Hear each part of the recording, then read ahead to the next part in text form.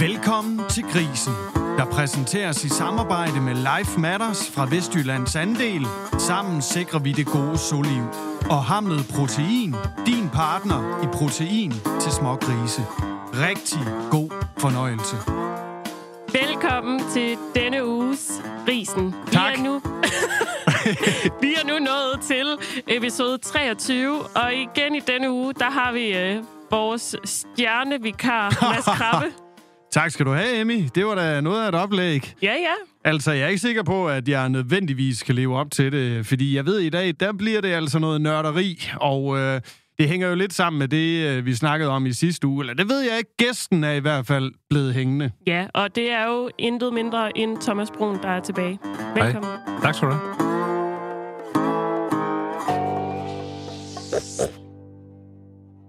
Og denne gang, der det var er det... 3 år.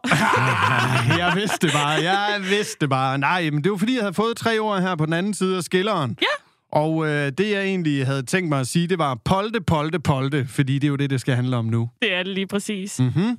Og hvor starter vi henne? Altså, det er jo vores avlsdyr, det handler om. Det er jo guldet i stallen. Det er bare noget, der skal være styr på, men det er vel også noget, der kan sikkert skabe nogle udfordringer i hverdagen. Og vi har jo en af de største eksperter på det område, tror jeg godt, vi kan sige, med i studiet i dag, og det er jo dig, Thomas.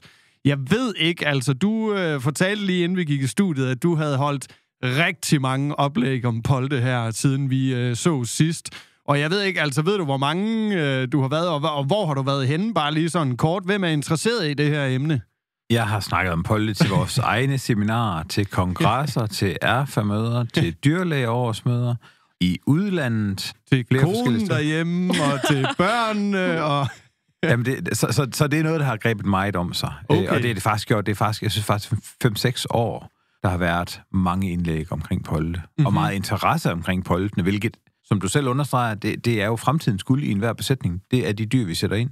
Og du sagde lige til mig, inden vi gik i studiet her, bare lige for at berolige mig lidt, det var, du sammenlignede det lidt med det der med, altså ude i skolen, det der med, at man skal ligesom starte godt, så har man ligesom lagt det rigtige fundament. Og det starter jo vel der et eller andet sted, kan man sige, hvis vi spoler helt tilbage. Ja, fordi at vi kan sige, at vores karantænestal er jo egentlig indskolingen til besætningen. Mm-hmm. Og det vil sige, at der skal vi putte noget fokus. Vi skal have de her dyr godt fra start i en karantænestal, for at det bliver nogle gode avlsdyr og arbejde med i forhåbentlig rigtig lang tid. Yes.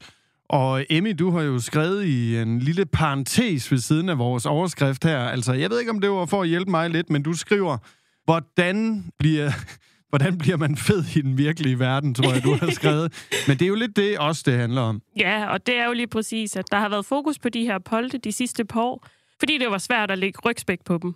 Og det kom jo af, at man havde avlet meget inden for slagtegrisene, altså de skulle blive tunge, og det skulle jo være muskler. Og det havde så også sat sig på så-siden i forhold til, at poltene nu har svært ved at lægge rygspæk. Mm. Og vi har jo læst, og vi har hørt, og vi har set så meget omkring de her polte.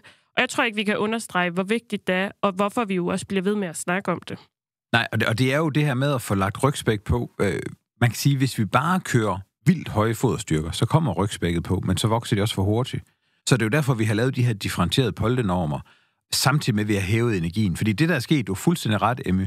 Avlsmålene har gjort, at det rammer også polten, når man selekterer for mere kød og for højere tilvækst, for bedre fodernyttelse. Bedre fodernyttelse, det får man jo ved at aflejre protein frem for fedt, fordi at der aflejer så meget vand sammen med proteinet. Fedt er meget ineffektivt at aflejre. Og det er også derfor, vi har øget foderstyrken til poltene i vores anbefalinger. Altså, de skal helt op på de her 3,4 foderenheder, for at de har overskud nok til at begynde at aflejre noget rygspæk. Og det er en forudsætning for det lange, produktive liv, at de har det her rygspæk. Og Thomas, når man hører dig i de her oplæg, der snakker du tit om karantænestal, og hvordan de er en af de større begrænsninger.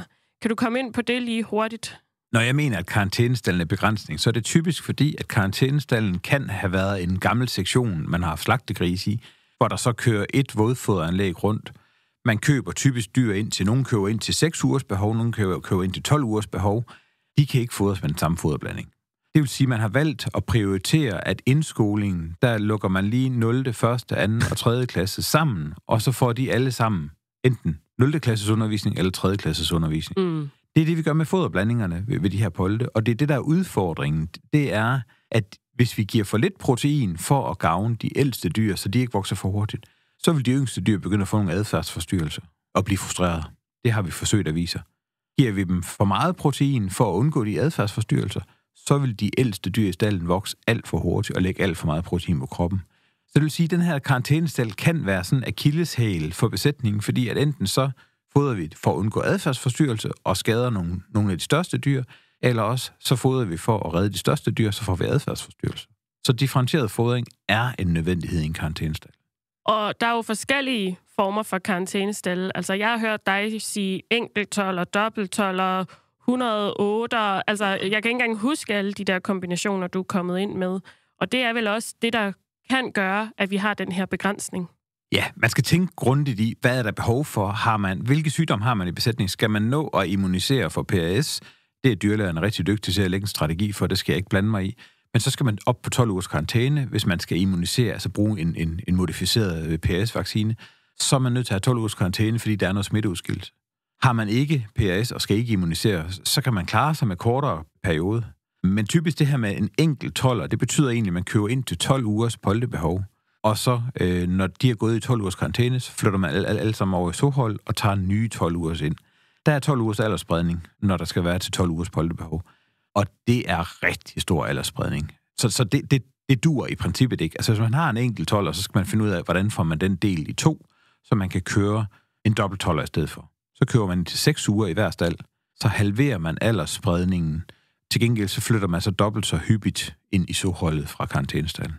Er det noget, man har lavet en masse undersøgelser på også, det her? Eller altså, er det noget, alle ved, hvis man kan sige det på den måde? Eller er det ny viden, Thomas? Nej, der er ikke noget nyt i det her. Altså, det er noget, dyrlægerne har forfinet af sundhedsvejen, for at gå sundhedsvejen ind i besætningen. Og der er jo også nogen, der, hvis nu man siger, at man vil have endnu mindre aldersspredning, så kan man jo i princippet, i stedet for at køre en dobbelttoller, så kan man bare køre en tredobbelttoller. Så vil der kun være 4 ugers aldersspredning i en stald. Og så kan man lettere klare sig med 2 blandinger, eller måske endda kun 1 blanding, hvis man skal kappe en hel og hugge en tå. Så for mig er det simpelt matematik. For dyrlægen er det sundhed. Og det, der så er udfordringen i det her, det er så praktikken derude, altså at få inddelt det i nok hold, hvis man kan sige det på den måde. Fuldstændig korrekt, fordi det, der jo er vigtigt, det er jo, at når man har en karantænestal, hvis man har 2 karantænestal, så er der 2 separate indgange.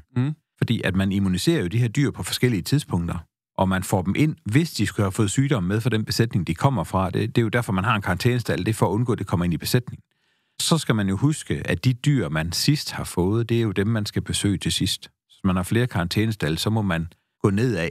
Starte med dem, der har været der længst, og så bevæge sig nedad. Men et forrum, omklædning, håndvask vil være. Okay. Og der er det bare, at vi nogle gange ser, at de her polte, det er de sidste, der bliver besøgt på en arbejdsdag, eller så er det en markmand, der kører ind forbi dem, eller der kan være mange måder, man gør det på. Og det er jo bare, det er fremtidens avlsdyr, og det er dem, der bliver prioriteret nogle gange lavest. Det er ikke alle, der gør det, men det er bare noget, vi ser.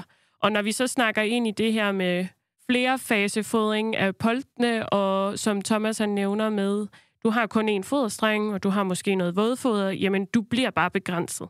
Så det vi også prøver at komme lidt ind på i dag, det er jo lige præcis, hvordan er det, vi så får gjort det bedst muligt i den virkelige verden. Og derfor min parentes, fed i den virkelige verden. Okay. Men altså, jeg tænker, det er sikkert en udfordring, der måske ser, altså som vi også lige snakker om, forskellige typer karantænestalle og så videre. Altså, der er jo sikkert mange ting, der skal gå op her, sådan rent praktisk. Men altså, hvis vi så kigger ud i den virkelige verden, hvordan håndterer man det så? Og jeg synes jo også, det der, vi snakker om med, at det måske nogle steder er polten, der får mindst fokus, selvom det i virkeligheden er et sted, man skal virkelig lægge sit fokus. Hvordan kan det være? Altså, er det fordi, man ikke tænker over, hvilke konsekvenser det har, eller er det fordi, at man ikke kan se arbejdet 1 til 1, eller hvad er det lige, der gør det? Fordi et eller andet sted, så lyder det jo som om, det er jo sådan, det burde være. Det er mange gange mulighedernes kunst, det handler om, og det praktiske i hverdagen, der gør, at det er det, der kommer til at ske i nogle tilfælde.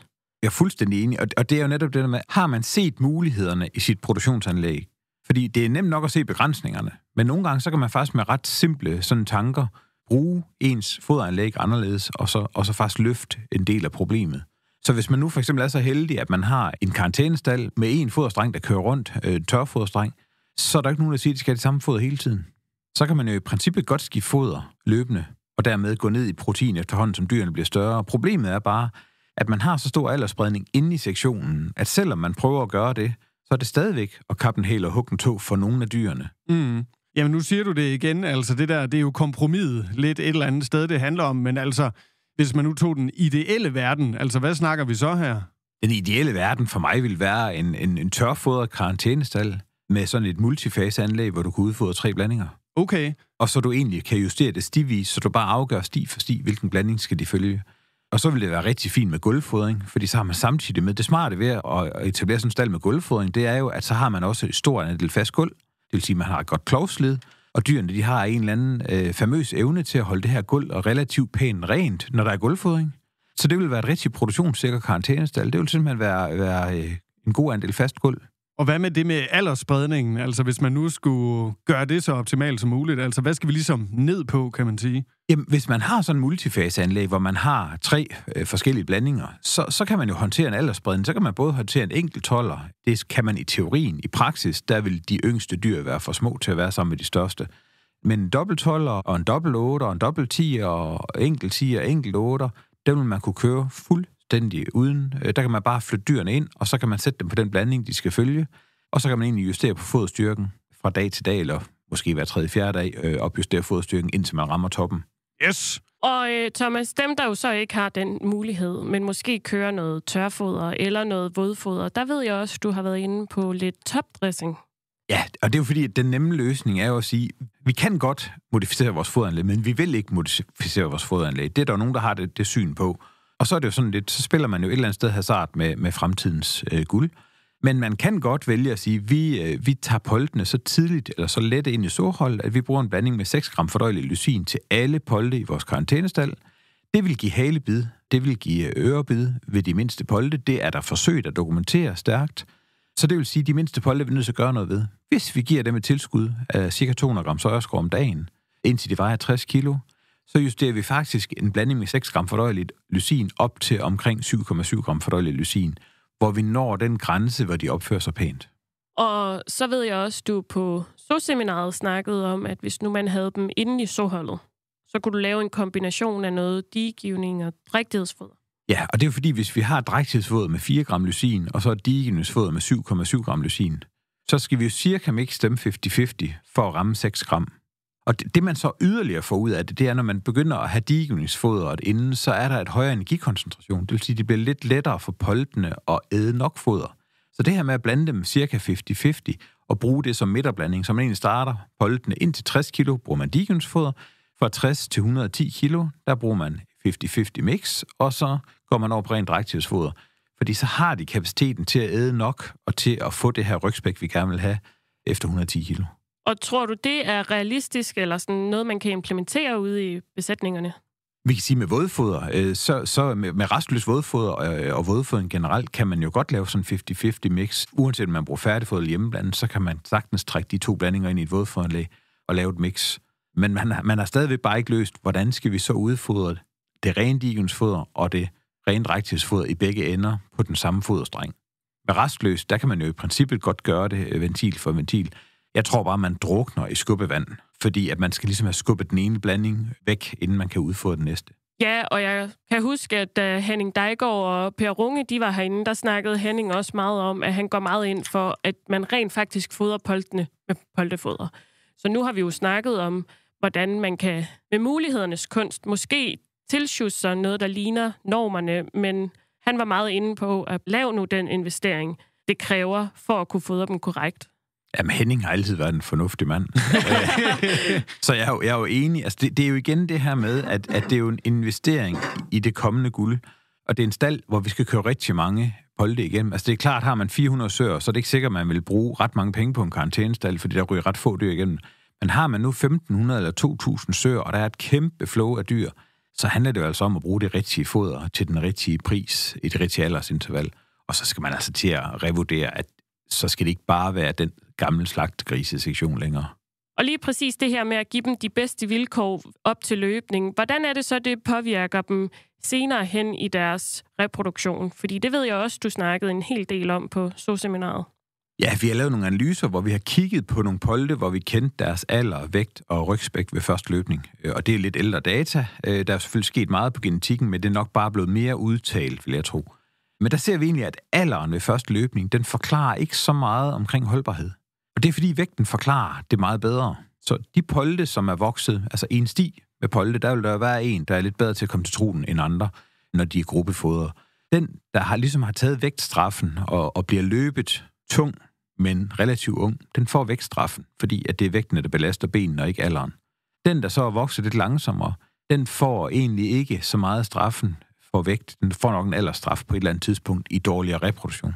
Og rygspækket hænger også sådan sammen, at er vi i det optimale interval, altså 13-15 mm, så har vi den optimale livslængde. Går vi ned i 9-10-11 mm, så falder livslængden. Og 3 mm, det betyder omkring en tredjedel kuld i livslængde. 15-16 kilo vægt ved løbning for meget, det betyder også cirka, at man mister en tredjedel kuld i gennemsnitlig levetid.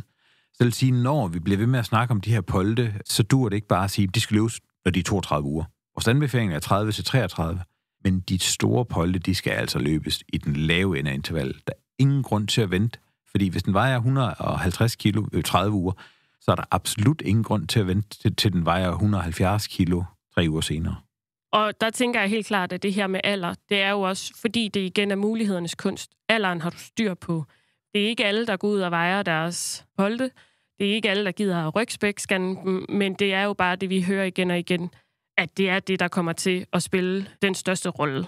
Ja, de 2 parametre, der er arbejdstunge og registrerer rygspæk og vægt, det er dem, der betyder mest for livet. Og så kan man så selvfølgelig bare gå ind og kigge på de besætninger, som har en løbealder, der ligger på 230, 40, 50 dage i gennemsnit. Der behøves man jo ikke at tænke ret meget over det, før man ved, de er for tunge, når de bliver løbet. Fordi med de tilvækster, man har i en karantænestal og i poltestal inde i soholdet, så er dyr, der er oppe på de der høje løbealder, de er bare for tunge. De er ikke nødvendigvis for fede, de er bare for tunge. Ja, og det er lige præcis det her med. Mads, kigger jeg på dig i forhold til, du lige skal tages med i hånden. Ja, tak. At de bliver for tunge, altså de har for meget muskelmasse, i stedet for, at de har rygspæk. Og som vi hørte i tidligere episode, så er det lige præcis rygspækken, der også skal bruges senere hen til at lave mælk. Så i stedet for, at de trækker på muskelmassen for at omdanne til mælk, så skal de trække på fedtet. Okay, tak for hintet. Det lyder også lidt, hvad kan man sige, det lyder lidt paradoksalt, det der med, at man kigger på alderen, i stedet for at kigge på vægten. Altså, har man altid gjort det? Er det bare, fordi det passer bedre ind i, hvad kan man sige, planlægningen? Eller hvorfor er det, fordi det har været for kompliceret at veje dem? Eller hvorfor har man egentlig gjort det på den måde? Hele historikken er jo, at man køber sine polte baseret på alder. Ja. Så det vil sige, at uanset hvor man køber sine avlsdyr henne, og faktisk også om man laver dem selv, så holder man styr på ugepuljerne. Hvor mange har jeg i hver pulje? Hvor mange skal jeg bruge i hvert hold med søer? Kører jeg holddrift, så kører man typisk 14-dages hold, så er der bare 14-dages spredning i stedet for en ugespredning mellem dem. Så hele dilemmaet, det er, at man er vant til at bestille dem på alder. Når det så er sagt, så ligger der så også, i hvert fald for nogle af avlsystemerne, der ligger simpelthen et minimumskrav til, hvad skal de veje. Og det er fordi, at man ikke vil have et alt for magert dyr solgt. Men det er igen magert, eller er det bare tungt? Der er problemet jo, at det kommer jo fuldstændig an på, hvordan den avls- og opformeringsbesætning, der har opfostret dyret, de har opfostret det. Fordi har de fulgt anbefalingerne, eller har de bare skyndt sig at producere et dyr med et højere proteinniveau, så kan de faktisk lave et dyr billigere med en bedre fodudnyttelse. Det er ikke det dyr, man skal købe. Man skal købe et dyr, der er fodret korrekt. Og det går jeg ud fra, at de fleste avls- og opformeringsbesætninger er meget bekendte med. Jeg har i hvert fald snakket med rigtig mange af dem og holdt indlæg for dem om det. Jeg synes, jeg kan se sådan rundt omkring på Facebook forskellige kamerasystemer. Altså, man begynder at lave måske lidt mere overvågning. Jeg kan se meget af det handler lige præcis om vægten. Altså, jeg ved ikke, om man via et kamerasystem kan beregne et eller andet. Men jeg synes faktisk, jeg har set et eller andet på Facebook, og der er også de her vægte, som grisene bevæger sig henover, der måske... De fylder i hvert fald mere og mere på min Facebook-side. Jeg kan huske, vi har talt om det meget tidligere, men er det også noget, man bruger hos poltene, eller er det bare mig, der er helt ude? Det er jo ikke noget, man historisk har brugt. Der er nogen, der er interesseret i det. Det, der er jo udfordringen, det er jo, at bare konstatere, at den er for tung, det løser jo ikke noget problem. Fordi du skal jo faktisk have lavet din indsats, inden den er blevet for tung. Det vil sige, at det er for sent nærmest. Jamen, man kan jo være fræk at sige, at hvis du har en sti med 10 polte, og du kan se, at den ene af dem, den er meget større end alle de andre, så skal den jo bare flyttes frem og løbes før. det kræver ikke nogen stor eksamen at regne ud, og se, hvilken en, der er størst i stien, og så sige, den skal nok høre til dem, der er 3 uger foran. Ja, så det skal være lidt foran. Dynamisk, kan man sige. Ja. Der skal flyttes lidt rundt. Så selvfølgelig kan man jo lave sådan en masse statistikker og få en masse varsler om, at du har den og den vækstspredning i stien. Men til syvende og sidst, så kan den kameravejning jo ikke ændre på, at den vækstspredning er der. Så det kan bare konkludere, lige nok, det kan bare konkludere. Og det er jo interessant, når man snakker vækstdyr, og vil man monitorere væksten i stien og spredningen på væksten i stien. Og det er også interessant ved poltene. Problemet er bare, at hvis ikke vi får en adfærdsændring, hvor vi får taget det store dyr ud, og så kan man sige, hvis der er en, der er alt for lille, er det så, fordi den ikke får noget at spise? Er det, fordi den fejler noget? Mm-hmm. Eller hvad er det? Fordi den kunne man så også sige, skal der så også laves noget ekstra tender love and care til den, hvor den bliver taget ud sammen med nogle andre, der er sakket lidt bagud? Eller skal den bare ikke være et avlsdyr? Det kan man jo også overveje. Interessant. Ja, og jeg arbejder en del med det her realtidsovervågning, og jeg har ikke lige stødt på, at man kunne bruge det til avlsdyrene, men jeg kan da pitch ideen til nogle af dem, jeg kender. Det synes jeg, du skal. Så kom den herfra jo. Ja, jeg skal nok huske at nævne dig, Mads. Tak. Altså, en af de ting, som der selvfølgelig også, altså det er jo også, hvad kan man sige, at hive det lidt ud på staldgangen igen, men det er jo sådan noget, der nok altid står på papiret herinde, og det er sådan bundlinje, økonomi, kan betale sig og så videre. Kan vi måske her de sidste 5 minutter snakke lidt om den del, altså fordi hvis man skal ændre noget logistik, måske skal man kigge på det fodersystem, man har i stallen, og så videre, og så videre. Så er det jo nogle investeringer, og det lyder også som om, der måske kan være noget arbejdsplanlægning, der skal være lidt anderledes, og så videre. Og det kræver jo en indsats, men det lyder også som om, at det er indsatsen værd, eller hvordan skal vi høre det? Det er jo der, det bliver rigtig svært, fordi der er 1000 faktorer, der afgør, om de her de bliver udsat tidligt, eller de holder længe. Hvis nu vi kan sige, at vi har styr på vægten, vi har styr på rygspækket, så har vi gjort det bedste for at skabe et langt soliv for alle vores polte, når de kommer ind. Hvis ikke vi har det, så har vi måske dem, der er for gamle ved løbning og for tunge. Mit indtryk er, at en stor del af dem, de faktisk har en dårligere reproduktion, og det er der også litteratur fra det store udland, der understøtter, at hvis man er for gammel, når man bliver løbet første gang, så giver det en dårligere reproduktion. Så det vil sige, at de udsletter måske sig selv ved, at de bliver udsat på grund af reproduktionsfejl. Okay. Og det, der er problemet, det er at sætte økonomi på det. Det er så svært, fordi at det er udgiftsneutralt at udsætte en so i 5. og 6. kuld. Og så når vi bevæger os ned til første kuld, så har vi jo en kæmpe omkostning. Hvis de kun når at levere et kuld, så har vi ikke fået de højproduktive kuld fra den so. Så det vil sige, der taber vi i princippet flere tusind kroner på udskiftning af det konkrete dyr, hvor den, hvis den er holdt til 5. kuld, og blevet neutral. Ja. Så det vil sige, det er derfor, det er rigtig svært. Og når jeg så siger 15-16 kilo og 3 mm rygspæk, det gør en tredjedel kuld. Hvis man kan øge alle søernes gennemsnitlige holdbarhed med en tredjedel kuld, så snakker vi. Så kan vi jo begynde at snakke, og jeg ved ikke, hvor mange 100 kroner per år så det er, men det er flere 100 kroner per år så, vi så vil kunne dække. Og en tredjedel kuld skal man jo også huske, altså en tredjedel kuld, det vil jo hen ved 6-7 levendefødte grise, og 5,5 til 6,5 fravandede grise mere per soliv. Og det er jo sådan bare firkantet sagt, hvis vi kan få 5,5 til 6,5 gris mere til at betale for at udskifte et soliv, så er der altså store penge i det. Og man kan også tage den observation, at det vil gøre, at dyrene er mere holdbare, og de dør ikke pludseligt, eller du skal ikke udsætte dem på grund af skader. Og derfor kan du også udvælge de dyr, der for eksempel skal slagtes, og ikke for eksempel skal aflives eller dø af sig selv. Så der har du også en fortjeneste. Og ikke tabe penge på den. På den måde. Okay.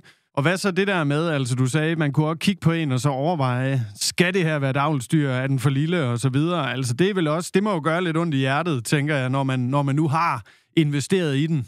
Ja, altså man kan sige, hvis der er nogle dyr, der efter leveringen slet ikke opfylder kriterierne, så har man jo en reklamationsret. Okay. Så den kan man jo starte med ligesom at være kritisk over for det, man betaler for. Og hvis man selv laver dem, og ens pulje af avlsdyr ikke er gode nok, så er det jo så de der 3-4 fingre, der peger ind af, så må man jo så prøve at tage det til efterretning. Men ellers så skal man jo vurdere. Og jeg vil jo hellere, altså et eller andet sted, så kan man sige, jo, selvfølgelig vil man gerne prøve at se, om man kan få et kuld ud af dem. Men hvis man vurderer, at det her dyr, det er dårligt gående, eller det har en meget skæv benstilling, eller er alt for magert, så er sandsynligheden for, at man faktisk ikke når for første kuld, så har man jo brugt den plads i sin løbestal, i sin drægtighedsstald, og så kommer der ikke noget kuld. Det koster. Og fodret på hende. Altså, det er jo fodret, vi skal tænke på, eller ikke kun fodret, men det er en af de større... Det koster penge at fodre. Ja, det er jo bare en af de større udgifter, vi har på sådan en soliv. Yes. Altså, jeg tænker, vi har et par minutter tilbage af programmet, og så nok heller ikke så meget mere. Altså, det kan godt være, jeg ved ikke, om vi skal lave en lille opsamling på noget af det, vi har snakket om, fordi at det var jo snakke om karantænestalle i starten, og nu taler vi lidt om logistikken og så videre. Altså, jeg ved ikke, Thomas, om du sådan lige måske kan tage 3 punkter, hvor du tænker, det skal man i hvert fald have med fra det her program som lytter. Jeg tænker, det vigtigste, det er, at vi skal kunne fasefodre vores polde. Vi skal kunne fodre dem, så vi opnår en høj foderstyrke, fordi ellers så får vi ikke nok rygspæk på de her dyr. Og det er sådan set de 2 vigtigste ting. Og så skal vi have dem opstallet i en stald, hvor de har et pænt og naturligt klovslid, hvor der er tørre gulve, så vi virkelig får de her klove, så de ser pæne ud, når de kommer ind i soholdet. Det ved jeg også, I andre programmer har fokus på, klovene. Lige præcis. Ja, vi har jo også snakket lidt om det, altså klovbeskæring til grise og sammenlignet det lidt med køer og så videre. Vi har jo snakket med vores klovbeskærer, som vi kender her i butikken, og hun har i hvert fald haft gang i grisene, og det er da spændende, hvad det kan give af resultater, må man sige. Helt enig. Ja, og der ved jeg også, at Seges kigger meget på det, både hvad man ser indvendigt og udvendigt på klovene. Det var også med på seminar, så man har fokus på de klove, fordi det virkelig er en post, der koster så liv. Altså, min Instagram-profil, den er sådan rimelig fyldt i feedet med, det er fordi, jeg følger ham med Hoof GP, hvis I kender ham. Der er altså nogle rimelig makabre billeder indimellem. Altså, når de får hul i sådan en klov, og der eksempelvis er noget betændelse, eller en eller anden, hvad kan man sige, genstand, der er landet derinde på en eller anden måde. Det ser altså heller ikke rart ud, det må jeg sige. Jamen altså, så skal vi jo sådan set have rundet programmet af. Det er jo svært at sige, hvor længe der går, før at vi ses igen herinde, Emmy. Vi må ikke håbe på noget sygdom, tænker jeg, men det har delt været hyggeligt, og jeg synes, du har været god til lige at oversætte en gang imellem, når jeg har set helt fjern ud herovre. Jamen, det er da godt at høre. Og så dig, Thomas, altså, det er jo mega fornøjelse. Vi har jo også stået herinde sammen før, dengang jeg var med hver uge, og derfor så synes jeg også, du har været rigtig god til at forklare tingene i dag, og også ikke trænge mig op i alt for mange kroge. Så vi er blevet klogere, og det har været spændende at lave de her 2 episoder. Og jeg ved ikke, er der mere, vi skal sige her til sidst? Nej, altså, jeg synes, vi skal sige tak til Thomas endnu en gang. Det var ikke en fornøjelse. Perfekt. Jamen altså, så lad os slutte af med den, og så sige til jer, der lytter derude, tusind tak, fordi I lyttede med, og vi lyttes ved om nu. Tak fordi du lyttede til Grisen. Vi håber, du har lyst til at følge os på den streamingtjeneste, du benytter. Grisen blev præsenteret i samarbejde med Life Matters fra Vestjyllands Andel. Sammen sikrer vi det gode soliv. Og Hamlet Protein, din partner i protein til smågrise.